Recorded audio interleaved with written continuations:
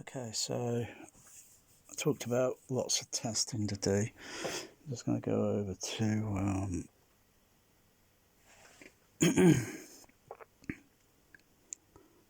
a movie that I've had in the player for the last oh gosh, 2 days now. Blimey. Usually, it's like kind of you go back to some movies and you watch and you think, oh gosh, it's 2 days running. Well, that's not too, I mean, wow, that's like going to the cinema, isn't it? Anyway, so so I keep the levels, kind of normalish. But then, what is normal? They won't go. They won't be going over 2 volt. That would be a lot of base Oro tactile shaking. That would be quite a bit. I'm not sure how many in watts, but I think 1 volt might be, gosh, a couple of volts, a couple of watts. I mean, a couple of watts, but I'm not exactly sure because I haven't got a watt it, to see. So, I'll just go with the volts, and if I'm using so many volts, that would be so many blah blah watts. I got the down on set at for the moment. I got it set on. No, because you can't say when speaker virtualization. You've got to play the content, and then it switches. So I'm just using the loudness management turn on. When you turn that on, you then can scroll through the settings and you can see what the dial norm offset is. I got it set to high sort of thing. I've only got the LFE. I think I'll take that up to 0. I'll just take that up to 0 there. Okay.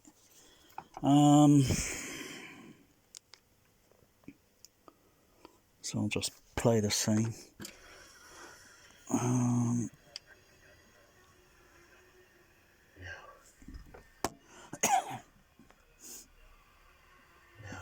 LFE only comes in as and when.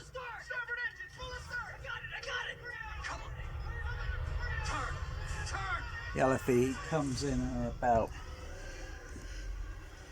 a few seconds. I mean, you've got the big tidal wave coming, the tsunami, the rogue wave.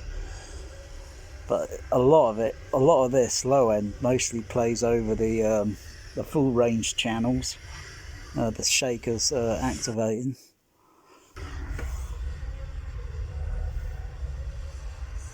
Or the LFE's activating.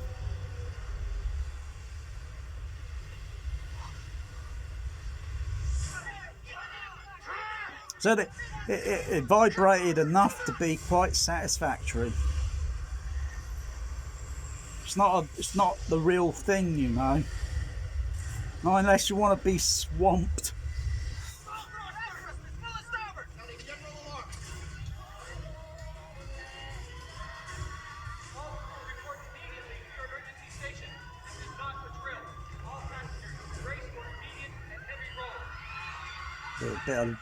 Little bit of LFE there.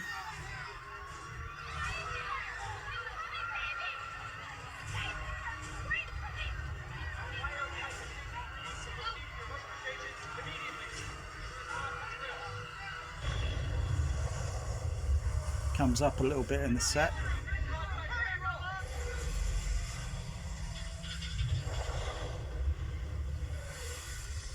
Oh wow! That's vibrating quite a bit. So it didn't really go over 2 volt. It was getting near to that level.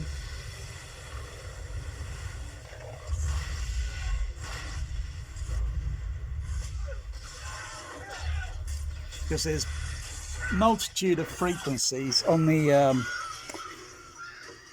there's multitude of frequency. I could bring up the other computer so I could see what the frequency response would be, which would be random at many frequencies as it plays. Hmm.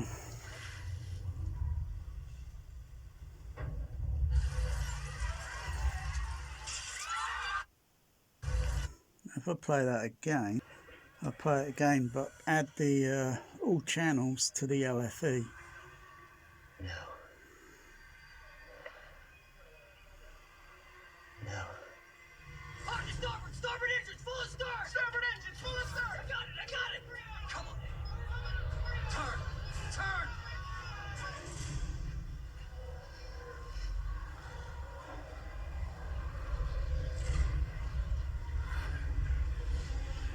But the thing is, I wouldn't be able to remember where the LFE comes in at, because it's been piggybacked on top of the LFE, which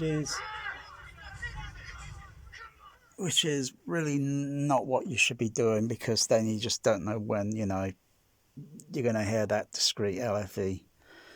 It's just the same as like you shouldn't really use phantom center channel, because you'll just get the left and right cross talking onto the discrete center, and you might hear bits of dialogue. So what? You might hear just very tiny portions, if not all of the Foley sound effects in the center stage channel, or the music discrete parts of the music discretely. That's why everything's got to be unwrapped.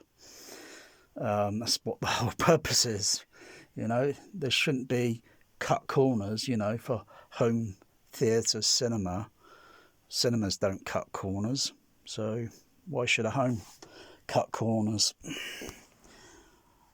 People think they think that having a phantom center is better. It isn't. It's by far probably the worst way to listen to a movie, or even 5.1 discrete music mixes, because sometimes you don't get a discrete center. It depends. That's why you got to have it all unwrapped, so you can tell what's going on.